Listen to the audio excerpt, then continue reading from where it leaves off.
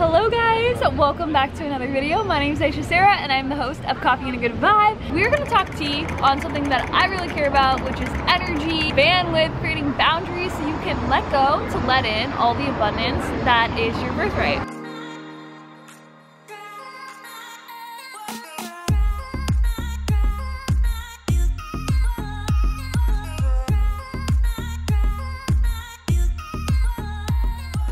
So I'm here with Brittany.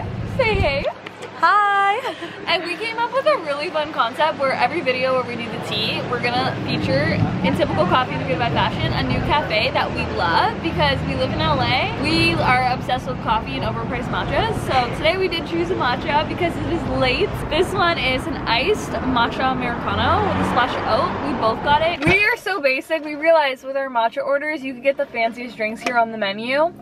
And we both got the basic thing. Most basic thing. But you know, this is how you can just really taste the matcha. This is how you get the best experience. This is how you get the energy too. Because energy is everything. And that's what we're going to talk about today. I don't know about you, but I love to people please. And it's so hard for me to say no. The thing that I've learned, and I'm constantly learning, is that like the more you can actually say no to the things that don't serve you, you can say yes to the things that do, and you can create space. We only have so much we can tolerate and so much energy we can entertain. Why wouldn't you want that to be the most positive, abundant energy? Everything is a mirror in life, right? Like what you put out comes back. And if you're entertaining negative energy or low vibrations or conversations that don't serve you or people, we're gonna constantly just like attract in those people, those opportunities that are at that level of vibration. It doesn't get easier sometimes to like create energetic boundaries, especially when it comes to like people in your life who've been in your life for so long, who you love, they love you, but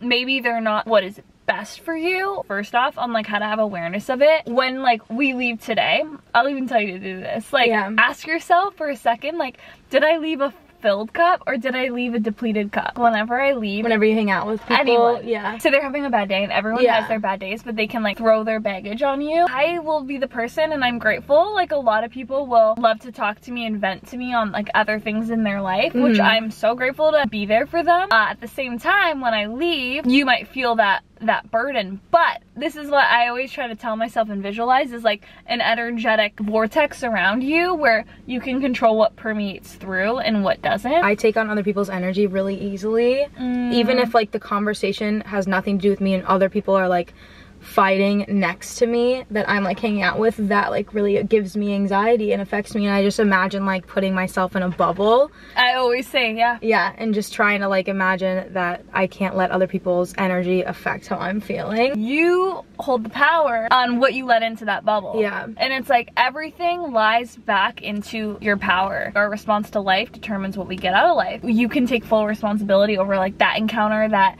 whole thing. You're just being like, you know what, I'm not like, I'm gonna listen, I'm gonna be here, but I'm not gonna let that entertain my vibe. Even it's so in business, it really helps in business too. I know with my day, like this whole morning before we met to shoot, I was just like so in my work, and I have like a consulting agency, so just dealing with all that, and then I was like, okay, shift the mindset, like get into like creator mode, like into a different headspace. And it's very powerful though when you do consciously create what you want to entertain, and you take that ownership and power back. Even if you're in conversations with friends, or sometimes like you go out with friends and then you're in a conversation with new people, it's kind of negative or they're talking about people, you can politely like change the topic or remove yourself from a conversation that isn't like elevating you and expanding you. How could you do it? I've been in like situations with friends where I've wanted to even like end the friendship, but it's so hard because like they're just a toxic friend. They're not like a great person that's like bringing you up in your life, and it took me so long to finally grow the strength to tell them that like I didn't want to be in this anymore. Like, how do you go about that? If you can acknowledge that, hey, those people don't serve me, like congratulate yourself, give yourself a pat on the back, because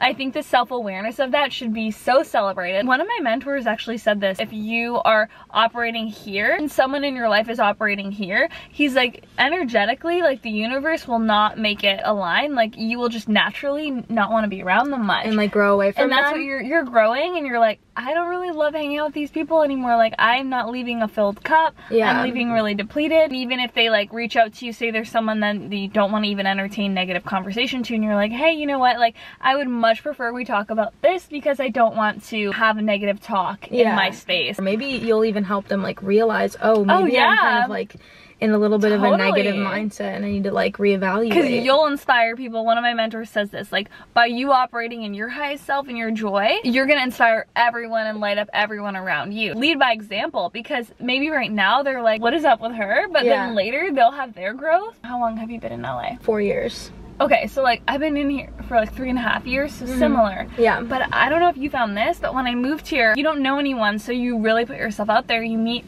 a lot of friends, but then when you have your growth and you start really kind of getting your foot in and you like know who you are, you know what your purpose is here. I started to realize some of the friends I've had, we don't really align as much. Yeah. And I remember when I was creating space for this, the friends that were my friends, we don't really vibe anymore. I don't really want to spend time with them.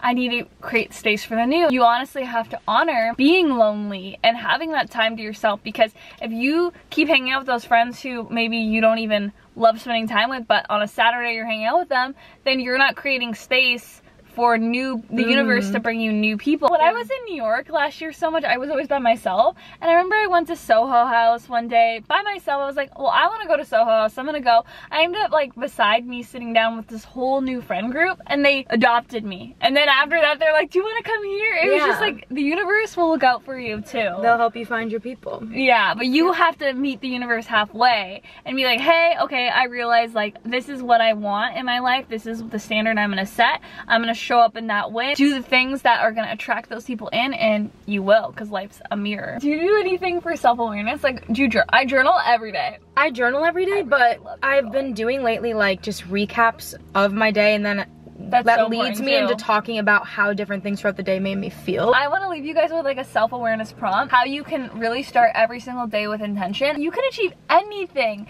and how to do that is to truly like get your mind there and write down and visualize where you see yourself going, what you see yourself doing. How you show up today determines what you get back. How do I want to feel today? Who do I want to be today? What do I want to receive today? And what do I want to give today? And what I like to do is like close my eyes and visualize myself going through my day. I was like affirmating like today, especially when my days are like non-stop and I'm stressed, like I'm just like, today I'm gonna flow through my day with ease and bliss and joy, and that's how it unfolds. Yeah. Sometimes you wake up anxious and like this will like flip you back. I totally wake up anxious, honestly, like probably half the time. Especially when you go to bed with your phone. I really recommend like starting your day with some sort of check-in, self-awareness practice, even if you have 5 minutes to close your eyes and breathe and visualize your day, or let your mind get excited about something you're creating in your life. Your mind is one powerful tool, and it can change your state when you start your day in such a calm